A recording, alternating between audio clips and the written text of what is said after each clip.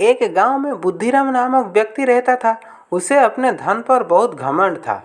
वो हमेशा उन चीज़ों के बारे में बात करता था जो उसके पास थी। उसके पास एक बात करने वाली गुड़िया थी, एक गायन घड़ी और एक जादुई कलम जिसके अंदर विभिन्न प्रकार की स्याही थी। वो उनके बारे में इतनी बातें करता था कि गांव वाले उसकी बातों से ऊब जाते थे। वे उसे वे उसे बुद्धू राम कहते थे। एक दिन किट्टू ने बुद्धिराम के साथ एक चाल चली। उसने कहा, अंकल, मैं दिल्ली से कुछ खास पेंटिंग लाया हूँ। ऐसी पेंटिंग आपको कहीं नहीं मिलेगी।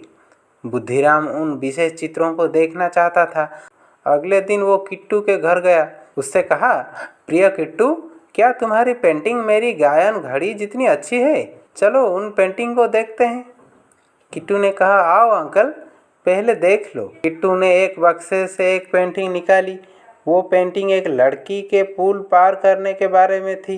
बारिश होने के कारण वो एक खुला छाता ले जा रही थी। बुद्धिराम ने पूछा, इस पेंटिंग में ऐसा क्या खास है? किट्टू ने उत्तर दिया, अंकल, कृपया मौसम बदलने की प्रतीक्षा करें। उसी समय किट्टू की बहन आई और बुद्धिराम को एक कप चाय के लिए आमंत्रित किया। इसलिए किट्टू और बुद्धिराम नाश्ता और चाय के लिए चले गए। उन्होंने किट्टू के माता पिता से भी बात की। कुछ देर बाद किट्टू और बुद्धिराम किट्टू के कमरे में वापस आए तो पेंटिंग थोड़ी अलग थी। वही फूल, वो लड़की, वही दृश्य था, लेकिन छाता बंद था और आसमान धूपदार और साफ था। छतरी कैसे बंद हुई? बुद्धिराम ने आश्चर्य से पूछा। चाय से पहले बारिश हो रही थी, अब बारिश बंद हो गई है, इसलिए छाता बंद है। किट्टू ने कहा, मेरे पास यह पेंटिंग होनी चाहिए। तुमने इसके लिए कितना भुगतान किया? बुद्धिराम ने कहा, चाचा, मुझे यह सस्ता में मिल गया। मैंने केवल 2000 रुपये का भुगतान किया। आप मुझे 1000 भुगतान अब कर दीजिए और बाकी के 1000 फसल के बाद करना। किट्टू ने कहा। किट्टू बुद्धिराम की चाल जानता था। बुद्धिराम बाकी रकम कभी नहीं देगा, लेकिन वो पेंटिंग बेचने को तैयार हो गया। उसने 1000 रुपये लिए और एक पेंटिंग बुद्धिराम को दे दी। हमेशा की तरह बुद्धिराम ने गांव वालों को बुलाया। उसने उन्हें वो पेंटिंग दिखाई। उसने कहा, सज्जनों, पेंटिंग का जादू देखिए। अभी बारिश नहीं हो रही है, इसलिए लड़की की छतरी बंद है।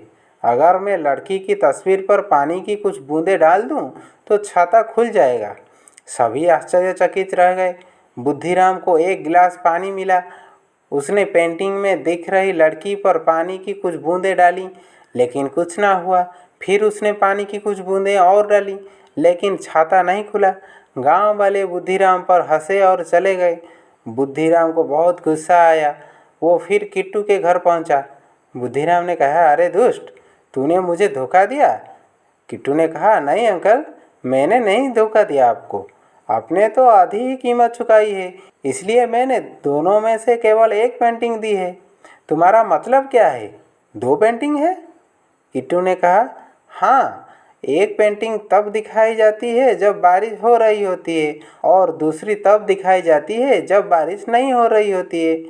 एक तस्वीर में छाता बंद है, आपने तो केवल एक ही लिया है। 1000 रुपये अधिक देने पर आप दूसरा ले सकते हैं। बुद्धिराम ने वो चित्र नहीं खरीदा।